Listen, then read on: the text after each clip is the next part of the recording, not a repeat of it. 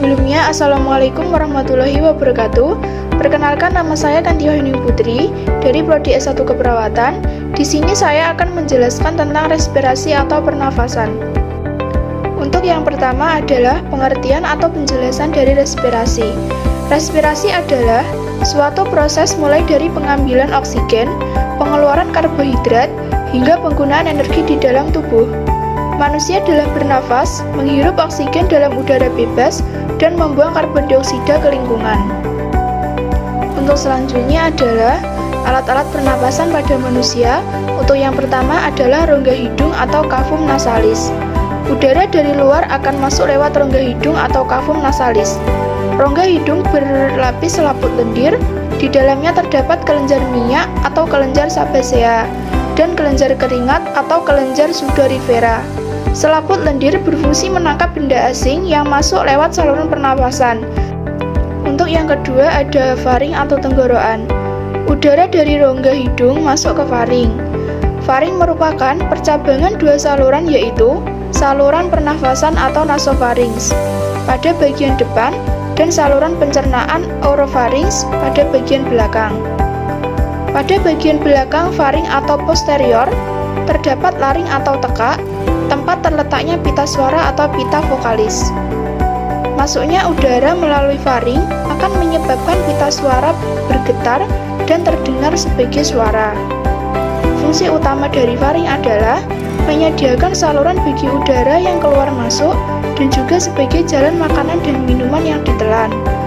Faring juga menyediakan ruang dengung atau resonansi untuk suara percakapan. Untuk yang ketiga yaitu batang tenggorokan atau trakea. Tenggorokan berupa pipa yang panjangnya kurang lebih 10 cm, terletak sebagian di leher dan sebagian di rongga dada atau torak. Dinding tenggorokan tipis dan kaku, dikelilingi oleh cincin tulang rawan, dan pada bagian dalam rongga bersilia. Silia-silia ini berfungsi menyaring benda-benda asing yang masuk ke saluran pernafasan. Untuk yang selanjutnya adalah pangkal tenggorokan atau laring. Laring merupakan suatu saluran yang dikelilingi oleh tulang rawan. Laring berada di antara orofaring dan trakea di depan lariofaring. Salah satu tulang rawan pada laring disebut epiglotis.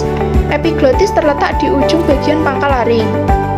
Laring diseliputi oleh membran mukosa yang terdiri dari epitel berlapis pipih yang cukup tebal sehingga kuat untuk menahan suara pada laring.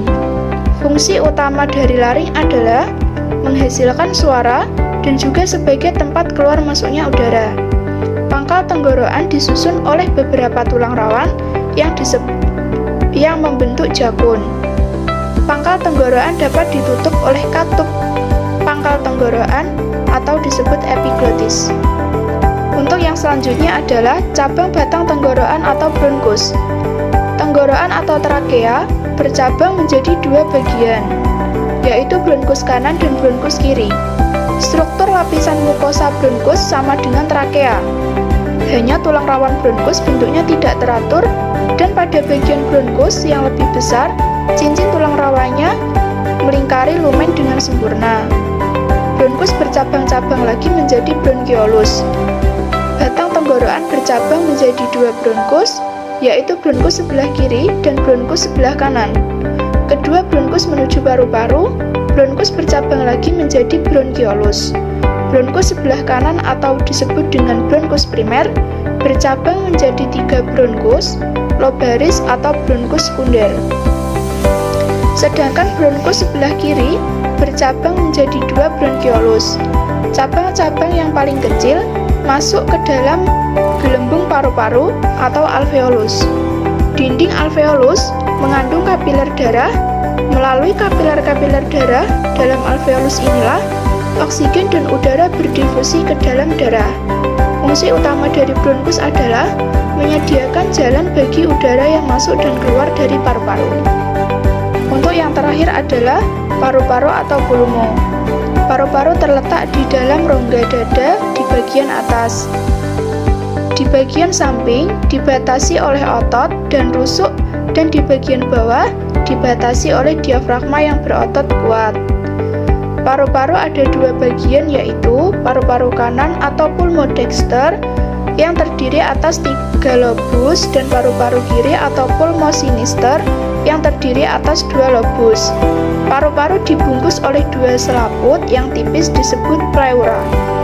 Selaput bagian dalam yang langsung menyeliputi paru-paru disebut pleura dalam atau pleura visceralis, dan selaput yang meliputi rongga dada yang bersebelahan dengan tulang rusuk disebut pleura luar atau pleura parietalis. Paru-paru tersusun oleh bronchioles, alveolus, jaringan elastik, dan pembuluh darah. Bronchioles tidak mempunyai tulang rawan, tetapi rongga bronkus masih bersilia dan di bagian ujungnya mempunyai epitelium berbentuk kubus bersilia. Sekian penjelasan yang dapat saya sampaikan. Bila ada salahnya mohon dimaafkan. Wassalamualaikum warahmatullahi wabarakatuh.